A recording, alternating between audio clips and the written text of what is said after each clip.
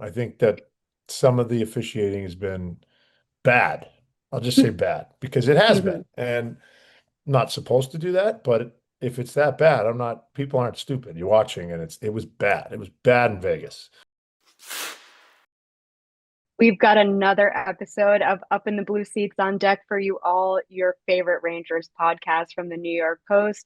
It's Molly Walker and former Ranger Brian Boyle, as always, back in your earbuds, back on your screens, and with plenty to talk about. Last week was a great week for this Rangers team, and this week, not so much so far. It's difficult to get excited about taking six of a possible 8 points against some pretty good teams in Dallas, Ottawa, Colorado, and Vegas when you follow it up with a pretty putrid 3-0 loss to the Blackhawks. The power play is in disarray. If Panarin, Miller, Zibanejad aren't going, it feels like no one is. And these dud performances have just been way too periodic. I mean, Brian, what was your biggest takeaway from that Chicago game? It's like felt like it could have been a trap game, but it's not. It's an exciting game on the road and iconic building. Yeah, let's bury it. We're gonna talk about it. We're gonna bury it. We're gonna move past it. It's like when you mess up as a kid in school and you just can't tell your parents, or you have to get a bad grade signed by your parents, and you just wait and you wait. Just face it head on, and then get past it. Take your penance and try to figure out how you can avoid that, learn from it. And unfortunately, with how the season has gone with results, because I do Mm, think, I still will say this, the stretches of games this year, in terms of a complete hockey team on the ice, is above what it was last year. Now you're comparing it to last year, and I understand that that's not a very high watermark, hmm. but they're moving in the right direction in a lot of different areas. I think the depth, I think the defense, I think how they defend, and I think the goaltending is all improved. This team has relied a lot on their power play Yep. over the last several years, and they should. Um, but we'll get into some numbers because at some point we're going to get into some numbers because it's just you have to be able to score 5-on-5, and the big dogs have to do it too. Can't be power play merchants. You got to get it done 5-on-5.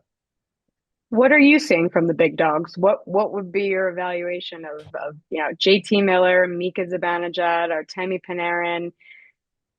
What are I you think, seeing? I mean, so Panarin a little bit this year has been feast or famine, but when he's feasting, it's winning them games because that's what he Yep. can do.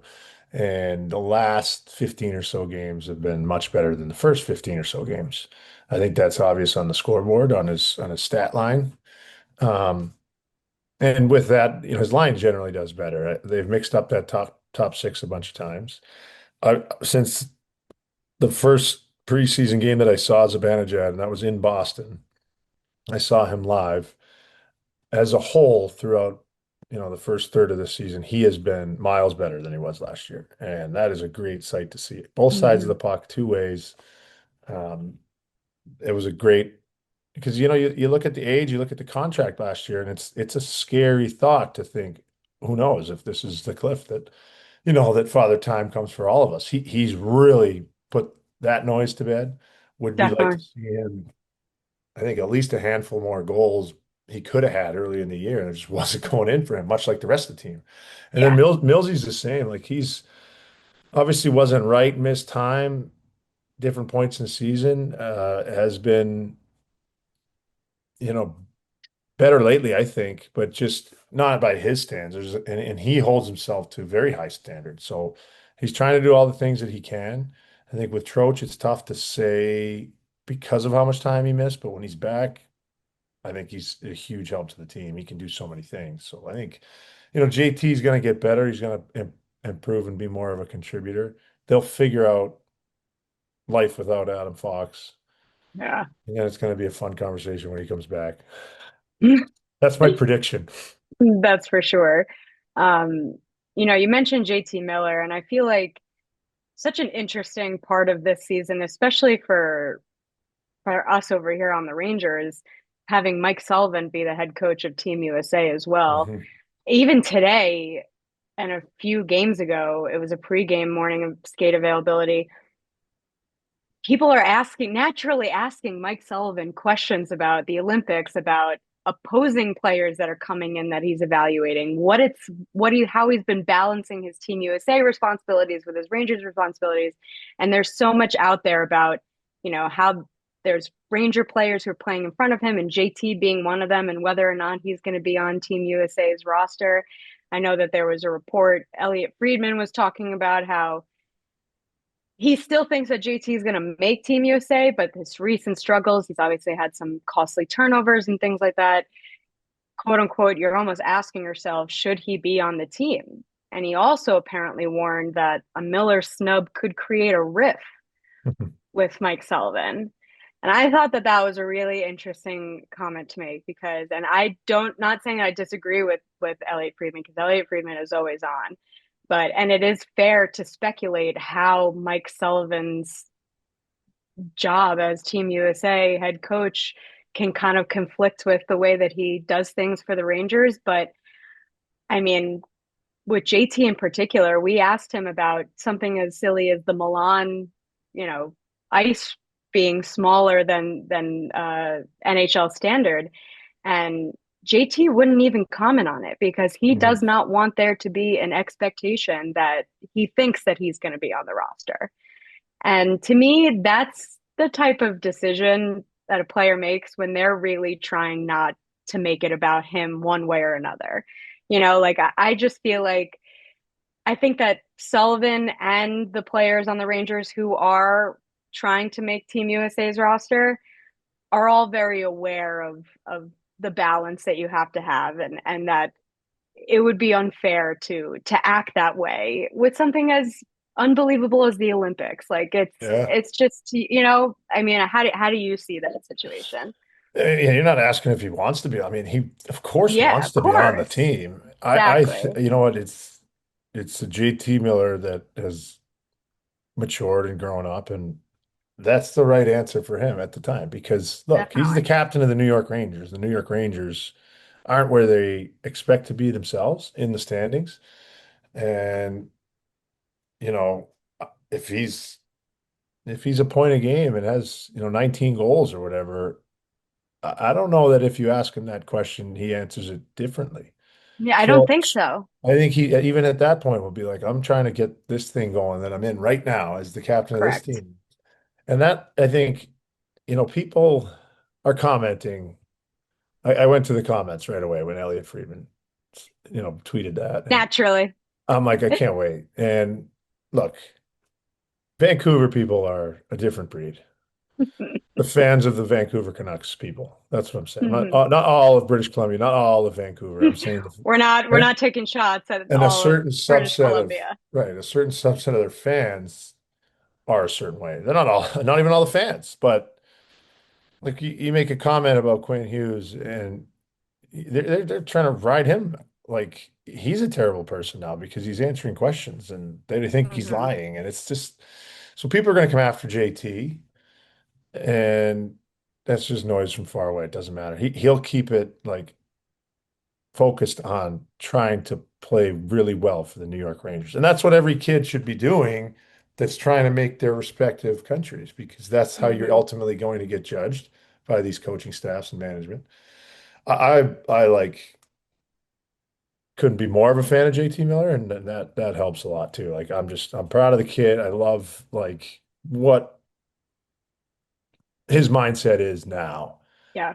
And you know, he's an easy guy to root for. He's self-deprecating at times. He doesn't take himself too seriously. He takes his work very seriously, as Yeah. we've come to know. But yeah, I think he's on that team, and I I do think you too. take as I many do too. centers as you can.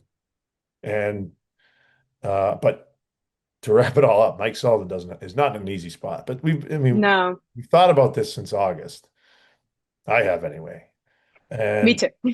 yeah, like there's so many of these names and the Four Nations guys and all, so you have to, and it's not easy. And then everyone's talking about Marty St. Louis, Stevie Yzerman. Yep. It's not that. It's not I going to be don't, that. yeah, I really don't. I don't either. I also just be going back to how seriously JT is taking the Rangers captaincy Yeah. responsibility and just the way that he's approached it. I mean, when I honest, like I was surprised by the answer about the Milan ice, but I also wasn't. Like when he Yeah, said that, I was like, oh, I was like, you know what?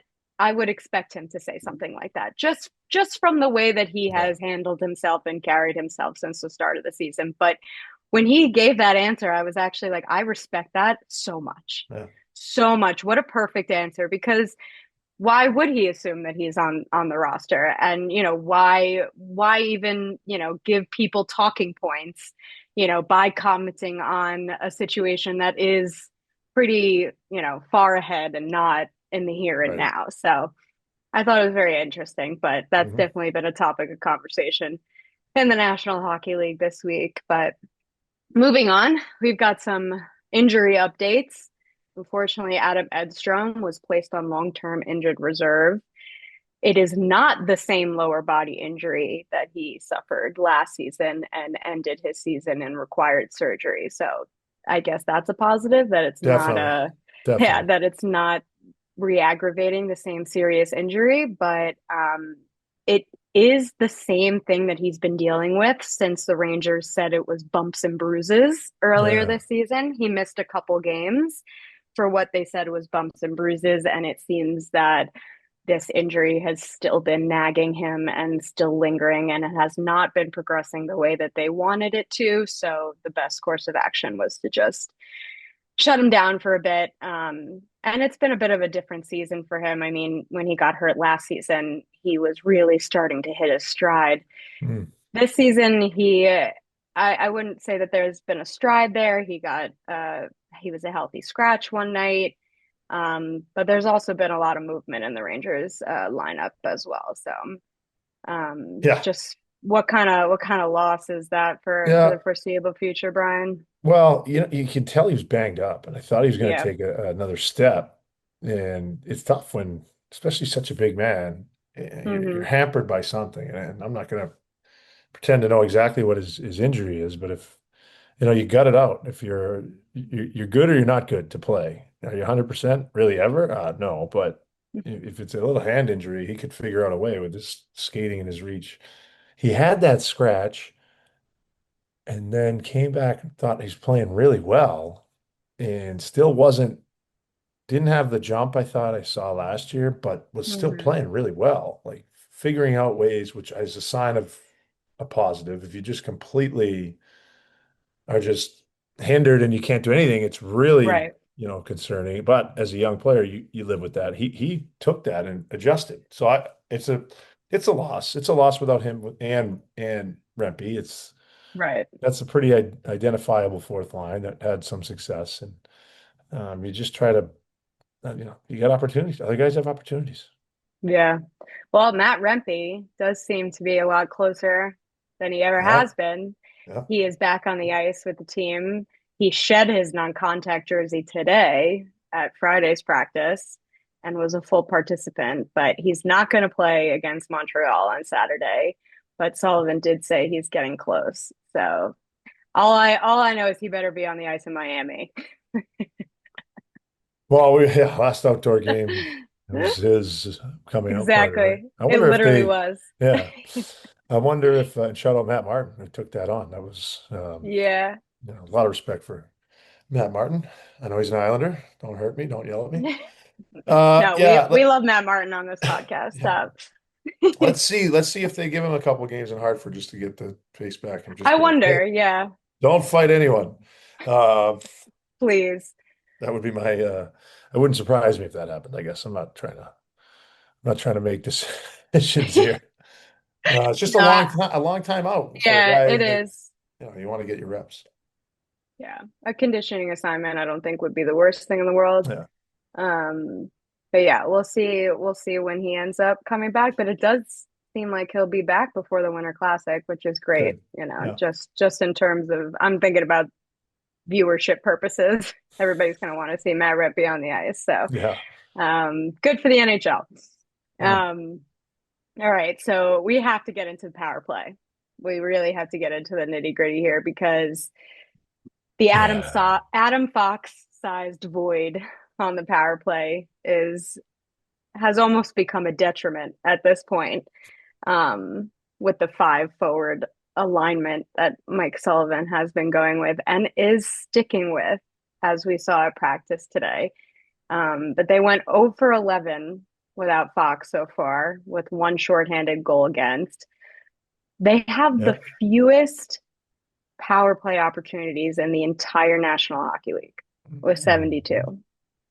Goes back to never having the puck and just not playing, I guess, aggressively enough to be drawing those types of fouls and getting the power plays. Yeah. And in that Chicago game, they had the shorthanded goal against, right?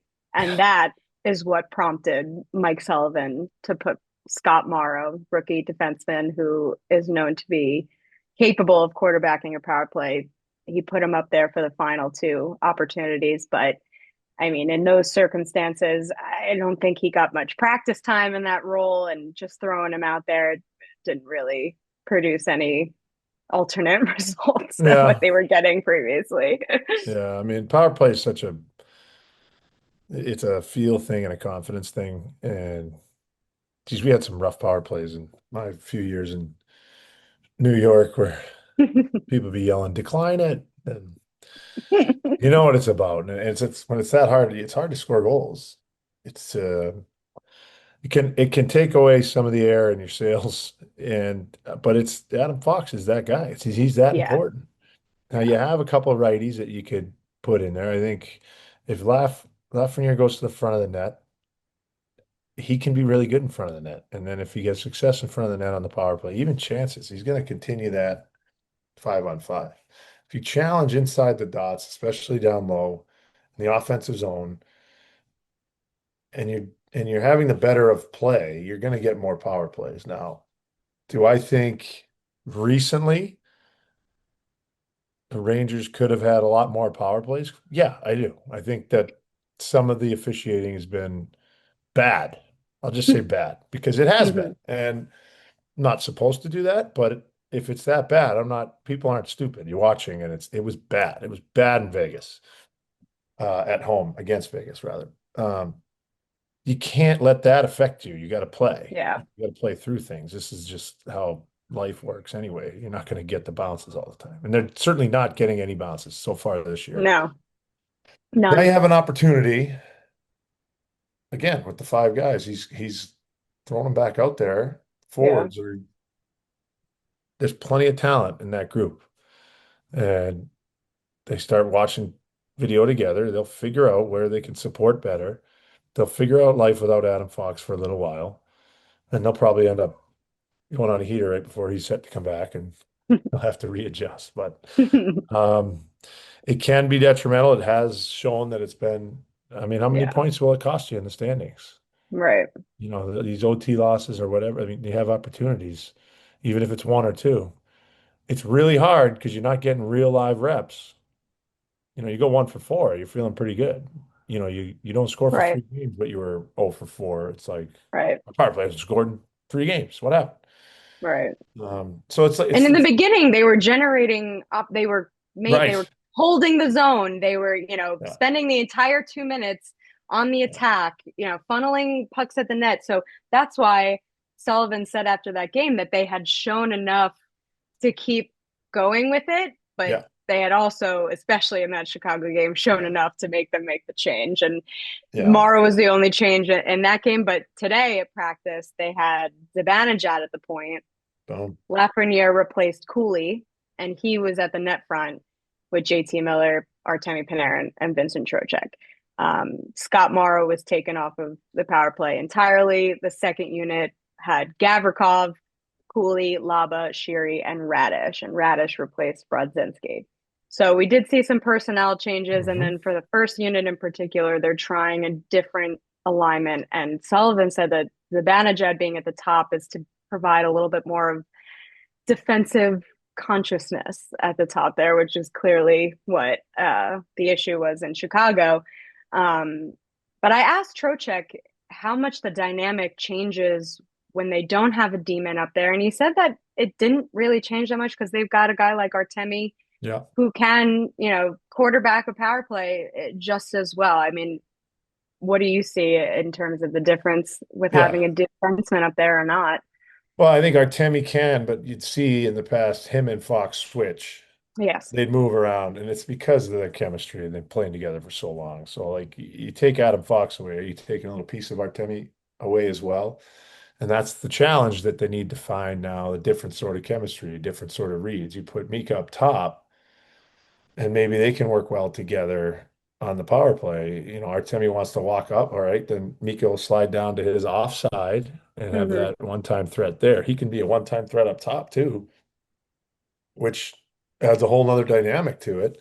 Yeah. And then you have a lefty on his right side and a righty on his left, and then Brad can wrist it down to Vince and Lafreniere in front.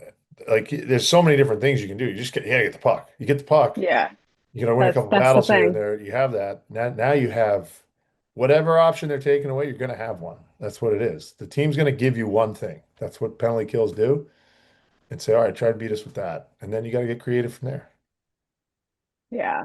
It's I mean the power play has just been such a key part of their offense for so long that Yeah. when it's not going and when it's all over the place, it just feels like it pours over into their 5-on-5 game too. It's just But listen, they got to figure it out. I'll take a team that wins games 5-on-5 because the Yeah, playoffs are 5-on-5. And the, well, the that's the teams that thing. just thrive on the power play, you're not going to be like, all right, well, stop scoring on the power play because it doesn't happen as much in the playoffs. And it oftentimes dries up in the blah, blah, blah. That is not what anyone does, but you don't want to be overly reliant on that extra man. And this No, year definitely. they haven't been because they haven't had enough No. power plays and they haven't scored on enough power plays. But that's the rest of the game can build and they can figure that out. Watch out. Yeah. We'll see where they go from here. I was pretty surprised that they stuck with the five forward alignment, honestly, but Yeah. we'll You need see. goals. You need goals. Definitely do. Another question that I feel like has been a hot topic of conversation. Um, Gabe Perreault. Ah, right. Gabe Perreault. I mean, when you think about it, because I understand in a season like this, fans are going to be clamoring for the youth. They're going to, want to see as many as the top prospects as they possibly can, give over guys like Brodzinski and Sheary and Radish. Why aren't we looking at homegrown talent and homegrown draft picks to fill the roles? But there's been so much youth in this lineup this season. It's not like they're not doing that at all. I mean, Laba has been in the lineup since game one. And awesome. Robertson has worked his way in as a regular at this point. And Berard is now in the midst of getting a look. Kamalash is also now in the mix. My question to you, though, Brian, is do you bring up Gabe Perreault, who had 17 points in 18 games, 10 goals, had a back-to-back two-goal effort? He's no. making it a conversation. Okay, so most fan bases love the shiny new toys. Yeah, Like of we course. all do. I mean, come on. It's hard not to. Yeah, and to their credit on this in this particular case, you have two lines, and however you want to slice it, there's probably a hole on one of the wings on those two lines for a top six, like a bona fide top six guy who can thrive and projects to be that guy for his whole career. Now I know Lashman on the third line, he's played well, and Will Cooley's gone up and down, top six to the third line. I think Will Cooley plays great on that third line. And so you don't want to really mess with that. Yeah. If it's not, you don't want to put a square peg into a round hole. So here's a round peg that everybody can, you know, Get behind. it's seemingly like, okay, well, here's your top six guy Yeah. who's thriving. And I understand all that. And would it surprise me if he gets a look very, very soon? No, wouldn't at all. Not at all. And I guess where would he go on a power play as well? Like, because you want to give him every opportunity. So I don't know. They see him every day. They talk to Hartford every day. They see, I'm sure Patoli and Drury are having conversations constantly about not just him, but a lot about him. And there was probably a plan in place of how they wanted to proceed with this player to develop Right. him to be the best Gabe Perreault that he can be. And as easy as it would be just to bring him up because what with the struggles to score goals, what's best for him long term and right now, and the team, probably not right now, but long term. Maybe that is, and that's just me speculating, but that's that's what makes the most sense. Yeah, no, I definitely agree. I think I mean, it's definitely worth a conversation, especially when you've got a guy like Connor Sheary on the top line who's only has one goal, and isn't exactly producing the offense that you would like to see in I'm that going to top. say this though. He's like created a lot of chances, and if he Of had any sort course. of luck in the last few games, he could have. He's got a couple breakaways, like, and he scored on the one. It was a big goal. Turned out to be a huge Yeah, it goal. was a huge goal. Colorado. It's like these are he's he and then against Vegas, he had Jack Eichel in the corner, one mano y mano, 1v1. Yeah. Jack's in the offensive corner, and Sherry comes down and literally just like tees him up, takes the puck, exits. It was I'm like, that's why Mike Sullivan trusts him to 100%. play. No, there he brings more than just putting the Right. puck in the back of the net that Mike Sullivan clearly values and understandably so. Um, but it's just so difficult when it does feel like Yeah, yeah, goals is what you yeah. need. But when you think about it, Gabe Perreault is not, they are not a Gabe Perreault away from being this, consistent. He's not going to fix all their problems either, and that's And I also a don't think lot you to put don't, on a young guy. yeah, yes, sorry to interrupt. That's exactly, Yeah. nor do you want him Yeah. to have that responsibility. Exactly. And I do believe that going into this season that their intentions were to be patient with Perot, that they wanted him to really get a nice long runway in the American League Mhm. before they wanted to bring him up full time. So I think that they're trying to stick to that, but the question is when does it get to the point where you just say screw it, why not? Maybe he can help. Maybe he'll help Yeah, spark something, turn things around. But might be soon. it's definitely it definitely might. All right, I got to hear your because I unfortunately didn't get to hear you on the broadcast, but I had to hear what you had to say about the Vegas officiating. Well, I mean, look, I mean, it is a hard-fought game, and It was a great game. you know, Howden was a problem in the game. He scored like right away for shift, and he was all over the ice, and he competes, and I like his game a lot, and so like I love the fact that the Rangers went back at him. I'm like, all right, Mhm. you're not going to just dominate this game. We got enough to worry about with Dorfeyev and Stone and Eichel and Marner. Like, Yeah, it's enough out of you. yeah, And so they're battling, and in Borgen in particular, who I was praising this week on the broadcast for his he's a dog. He's tough. yeah. He's He is. playing hard. I love his game right now. And he was like, all right, enough. And they battled all game, and they're changing. And they get caught up in like a change. There's a couple pushes and shoves, and Chris Lee decides to enter the game. I mean And that sort of interaction happens how many times a game? That was what I was oh saying. yeah, Like, it was you know what I'm saying? Like, yeah, it was such the way I described it in my article was a regular shift, like tiff, like a regular shift yeah. back and forth that happens a million No, times a game. it Continue. was a joke. Yeah, it's and that's exactly it. Yeah. And he's like, listen, I'm gonna insert myself into this great hockey game. And he's animated with it. He's throwing his hands up in the air at MSG. And I'm like, you gotta be kidding me. Okay. Like, I have a lot of respect for the officials. I think their Of jobs course. are It's a hard extremely, job. they all wanted to Hard job. play in the NHL, and none of them could.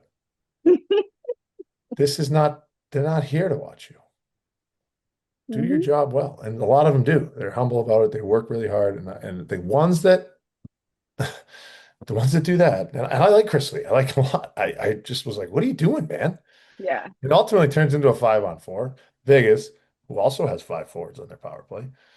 They actually had Mitch Marner playing on one of the defense pairs, so they get a four forwards at 5-on-5 Yep. Yep. prior to the goalie pull. Um, just it was like it was impressive to see that just a killer instinct to tie the game. Then Yeah. overtime, you miss a clear away trip. Like you just Yeah. decided to enter the game and then you decided to And exit. when It's over. and when get right and when game management, I'm like it's such a fascinating conversation, honestly. The whole notion about game management, that was the sort of situation. I mean, it was a blatant trip that should have been called no matter what. There But could have been like, five straight yeah, Ranger power plays, and right, that's a yeah, trip. yeah, It's a trip. 100%. It was. And It you don't, was. as a It player, shouldn't be about game management, but in that situation, that was like a no-brainer call to it make. was the puck carrier. When it's the puck carrier, it's not behind the play. It's a puck Right. carrier. Yeah, no, it was like Your it eyes was a should be on the puck textbook carrier, and textbook it's a trip. straight up, and then it's a transition. It changes possession. Hmm. And then they just, Matthew Robertson got a little overzealous, was too far to the boards. It was a great play. The face-off drop that got called back that ultimately led to the game winner for Eichel happens. I would want that for the Rangers to be blown dead as well, because it was sort of not Well, Mika perfect. won the face-off, Right, but it wasn't. right? That But happens. Mika had a problem with the way they were dropping the puck in the circle all game. It Well, seemed so he like had he's he had yeah, words for the linesman. Then the linesman, if you look at the circle, yeah, he's a right-handed linesman. He drops it yeah, on the right side of that circle. So it's farther for Mika to go to pull it. correct, Howden turns, correct, and that correct, happens. Listen, that happens all the time. correct. It's you can't just let Ikes go though. He's like, well, head on his Yeah, shoulder. that's basically Panarin what can, I Artemi can give him just a touch, like just a little touch. And I was no, just like, that's basically torture, what I wrote. It was the officiating definitely helped sway that one, but I mean, which you don't want. yeah, you don't want that. You definitely don't. But what a game. What a game that was. Played well. Alrighty. On that boiling point, we can end here. Nice. uh, thanks so much for listening. As always, give us a thumbs up, comment down below. What are your thoughts on Adam Edstrom's LTIR designation? Are you excited for Matt Rempe to be back in the lineup? Do you think JT Miller should be on Team USA? And will Mollie go to Milan? We will Still find out. nice. Thanks, guys. We'll talk again next week.